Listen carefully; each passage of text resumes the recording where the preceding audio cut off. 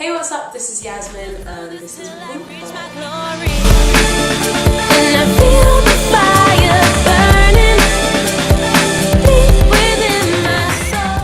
How did you first get into DJing? How did it all begin? I've always been like a big music fan, collected a lot of music, just was always really into it, more so than my friends like at school, when I was always kind of telling them, oh, listen to this and check that CD and da-da-da. And then when I was 17, a friend of mine was a DJ and I used to go and hang out in the booth. It was quite a big DJ booth, and I just was like flip through the CDs and oh, play that, play that, play that.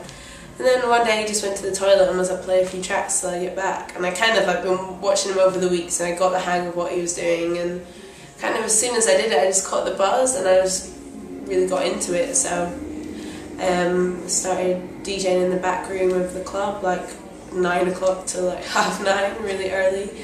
I was like the warm-up DJ, and I just caught the buzz. And vinyl or CD? I started off on CDs, but because I started in a club I never had my own equipment, I never owned any, and I couldn't afford any until 2 years after I kind of started DJing.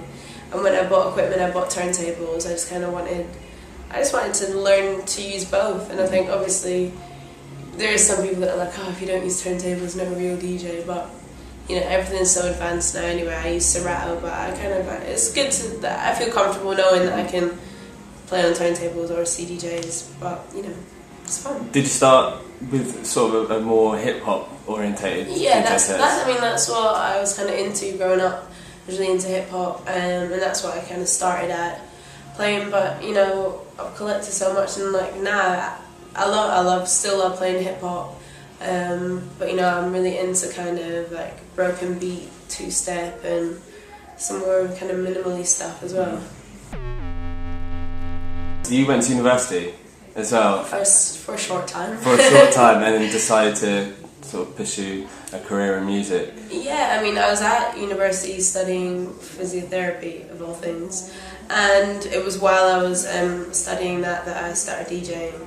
And I did 1 year and I passed the year, but it just wasn't kind of stimulating me. It wasn't what I was excited about, and I was just getting more and more obsessed with music. And as it happens, I made a track with a friend of mine, and we sent it down to 1Extra, and they have like a homegrown show, and they did a podcast with that show, and they chose a song to get on that podcast.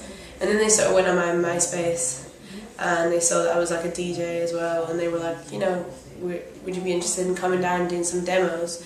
So I did some demos, and I never ended up getting a show, but just having that kind of interest from them, it gave me some confidence, and I kind of moved on. My family had moved on. How did they feel about it?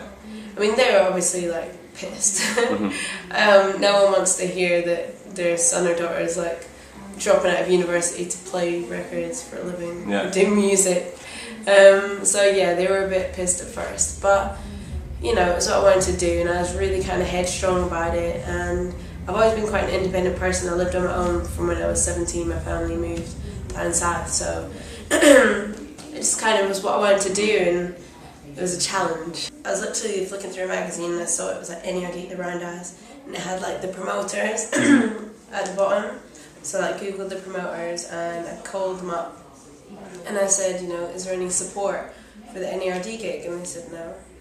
And I was like, well, I'm a DJ and I'd love to come and just play some tracks, warm up the crowd if you want, and sent them a little mix. They're like, yeah. So it was kind of really simple, and I went along, and I ended up, it was so funny because in hindsight I was probably really underprepared. I just had a little case of CDs, walked onto the stage, literally the middle of the stage, Roundhouse was sold out, just started playing some tunes, and it was just really fun.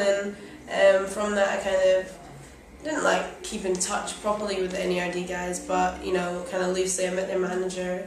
The following year they came back, and Pharrell had a little party in Soho House, and they asked me to DJ, so that's kind of cool. And then through Pharrell's management, she also managed Eve, and I ended up doing some DJing for Eve, and we became quite good friends. So yeah, I guess like not him personally, he's my mate, but through him I got a lot of opportunities. So cool. Would that be your advice to someone trying to get into the industry for real. and just phone call up. them up.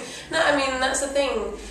There's a very thin line you have to walk between being proactive and being a pest. So I think one thing that I do think I did quite well was I was very active, and I was always kind of just asking for opportunities, but knowing when to shut up and knowing when to not nag people and piss people off. So. But it's amazing what you can get if you just ask, because a lot of people kind of too pride to ask or feel that someone should ask them. And it's kind of like you just have to prove and show that you're hungry for it and show that you're willing to go out of your way. I think there's a lot to be gained from that. The internet and music, how do you feel about the two together? I mean, it's completely changed the whole game. But there's kind of nothing you can do about it. Like, you see some people complain and but you kind of have to embrace it, or you're just gonna get left behind. It's only gonna get more and more sort of invasive, and it's more and more. It's gonna be more and more easy to make music, to distribute music, to promote music. So that's why there is so much music now. It's not as controlled or as quality controlled as it used to be. But then I guess. It has its benefits as well. Like, you can promote singles and albums purely, by yourself online and have an impact. Someone that did that really well recently was JME, who's a rapper from Boy Better Know. Yeah. And literally, he just did all online marketing for a single on Twitter. Yeah. He just was tweeting months in advance, my album's out on October the 4th, it's called this, album's out October the 4th, it's called this. And when it came out, it went top 10 on iTunes. Like, and he doesn't have a manager or an agent or anything, he did it all himself. So it's a really powerful thing if you know how to use it and if you know what you're doing. Yeah. And interestingly enough, it's also creating a kind of, people are being kind of, it encourages people to be more creative and smart. There's an app just come out recently called The Weekend, and I'm a huge fan of his stuff, and he was first exposed on Drake's blog, just a YouTube clip, and it was just a black and white photo, and all there was on the whole internet was 3 YouTube videos. You don't know what he looks like, you don't know his name, you don't know where he's from, you don't know anything. And for a long time he didn't have a website or a Twitter or anything, which is quite opposed as, when a new band comes out, it's like, we need to have your MySpace, Facebook, Twitter, website, Wikipedia, and so it's just an interesting approach. And even now, like, no one knows what he looks like. Sure. It's just interesting. So I think it's just raising the levels, raising the bar, and it's like, although it's much easier for everyone to have access to everything, kind of means that you have to be more creative and more experimental to kind of rise above. I'm gonna make it on my own.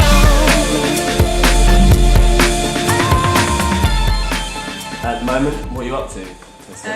Working on the album. I've been doing a lot of touring. I was on tour with Chasing Status, I was on tour with Eliza Doolittle, and that was really fun for me because, I'm really new to this whole kind of being an artist, being a musician, and I don't have a lot of experience. I'll be the first to admit it. There's a lot of artists out there at the moment that have been, performing for years, making music for years, and I've really only been making music for the past year, and I only set foot on a stage like October last year. So, I've really been focusing this past month on just performing and being out there and playing my music to people, and just sort of finding myself in that kind of area. And I'm just working on the album. I'm doing a lot of writing, kind of going away for a few weeks just to do some writing trips and just really kind of, because the single came out in January, the first single on my own, and there's a lot of like press and promo and stuff. Yeah. And I really I write the best when I can just lock everything off and just focus on writing songs. So that's what I'm going to do and wrap up the album. And then I'm doing so many shows, I'm doing so many festivals, which I can't wait to do. It's just so exciting. Yeah. I have an incredible band, and I just love being on stage with them, so just doing as much of that as possible. First album you ever bought? It's not a cool one. That's fine. It's the best dance album in the world ever, part 1. Okay, fantastic. Drum and bass or dubstep? Drum and bass. Drum and bass. How many tattoos do you have? 3. Do they mean anything significant? One on the back of my neck, that is my name in Persian. I have Latin on my wrist, it says lovers are lunatics. And I have love in Latin on the side here. Cool, and finally, would you prefer to swim underwater, or breathe underwater? Breathe underwater or fly? Fly. Fly. Fly. Wicked. Thank you very much.